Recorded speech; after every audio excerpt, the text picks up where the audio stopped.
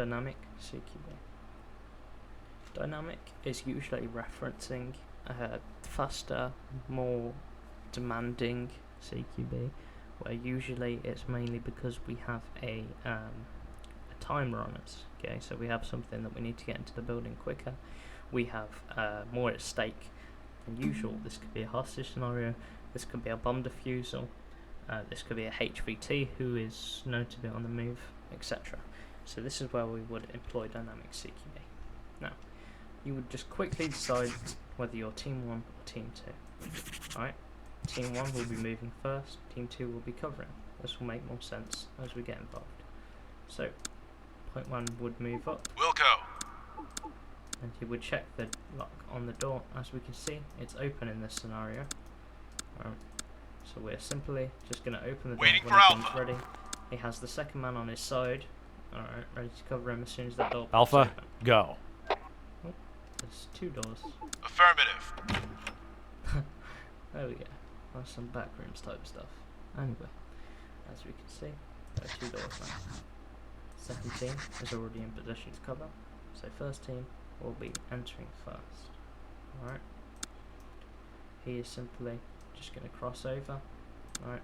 Check behind both of the doors apparently. After he performs that centre step. Okay. So we're getting a nice view down the hallway. Second man punches in after him. The third man doesn't need to cover the rear in this scenario because Team 2 has already got it covered. Alright. Now, Team 1 would then choose a side. In this scenario, we're going to say that they choose this side. Alright. They will call that they are clear, and the second team will enter. Alright. Now, as first team was the first to move, now it will be second teams. So they're going to choose their door, right, which in this scenario is going to be this one. Okay. Third man will push up. Remember, there isn't any really strict rules to this. It's mainly just what you can fit in different scenarios. Okay.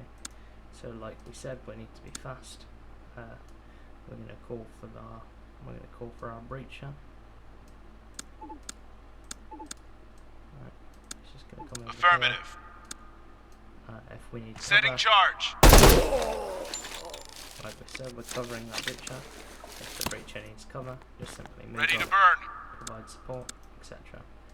And now, as you can see, Team 1's covering all angles, door, rear, front, or Team 2 making entry into their portion of Clear. the rooms. Okay. We don't always have to have everyone enter. It's good to have someone in the hallway, okay, if they're not needed. Like it's a small room, we could see that from the outside. It's only like 2 meters across, 3 meters in. Alright, and then we can see that this is a separate room. There may be a threshold here.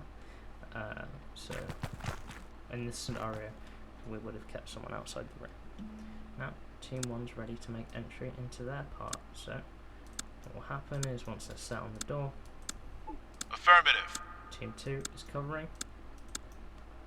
Setting charge. Right, they're doing their best to watch the rear, etc. Okay, I'll breach Ready to covered burn. again. Alright, then we do that centre step, and we take the cross instead, as is preferred. Second man follows along and takes the corner.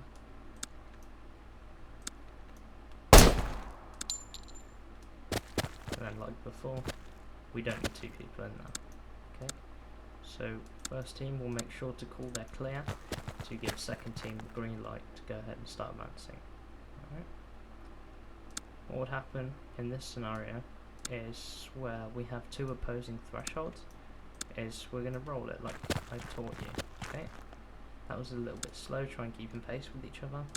Make use of your sprint mechanics, etc. to be able to do this. Right. As we can see, they're setting up on this room, so our priority would be down here, because once they enter, it's going to be uncleared. Alright. So, from this point, odds on the left, evens on the right. Point man will go ahead, just punch in, take that centre step, and then go across, take that wall. Okay, like I said, multiple times, it's very smooth, it's very fast. Okay. Perfect. Now we don't always need people in. If they call for a last man go in with them. Alright. We can either do this by saying all in, or 1 out, 2 out, etc. This means all in if we're all going in the room, 1 out if one's staying outside, 2 out if 2 are staying outside and we're doing a solo breach. Alright, so in the scenario we'll say that they called for 1 out. Now, we do need to move back to maintain that muzzle discipline, but apart from that it's a good position.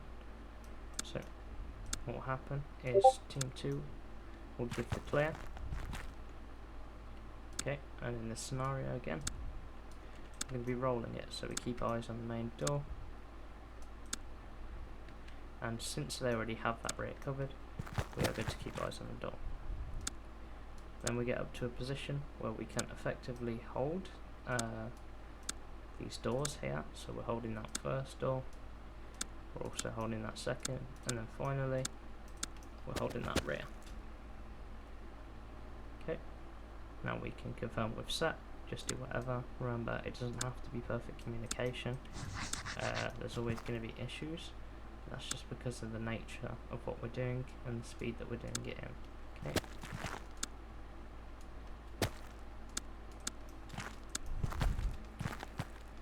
Alright, perfect. So in this, we're just going to go straight in. Alright.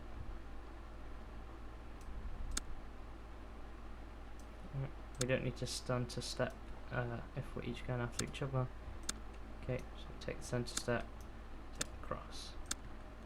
We just check center briefly, take the cross. And then the last man, we're going to say in this scenario, it's 1 out. As you can see, we took out all people. Okay. We give the call for clear, and then second team know that they're advancing. This is a dead man's corner. If there's enemy here, or both, there's no sort of space to retreat, so we're not going to be sitting there. Okay, meanwhile, team 1 is heading back out, and they're going to be getting cover, either setting up in these little doorways here, or just whatever they can really to provide the effective cover needed. Alright. Now, we're going to say second man swap out, because he's the breacher. Retake the 45. Breacher in the pocket. Wilco. That is all we have with the man on the 45. Okay. Now we fall back in. We can pan slightly to get more view into that room. And then we can simply, as we've seen most of the room, take it however we would like. We're going to say 1 out in this scenario. And that is how we breach dynamically. If you have any questions, let me know. Just combine everything you've learned so far, play off each other, keep communication swift and efficient, and also keep the speed up.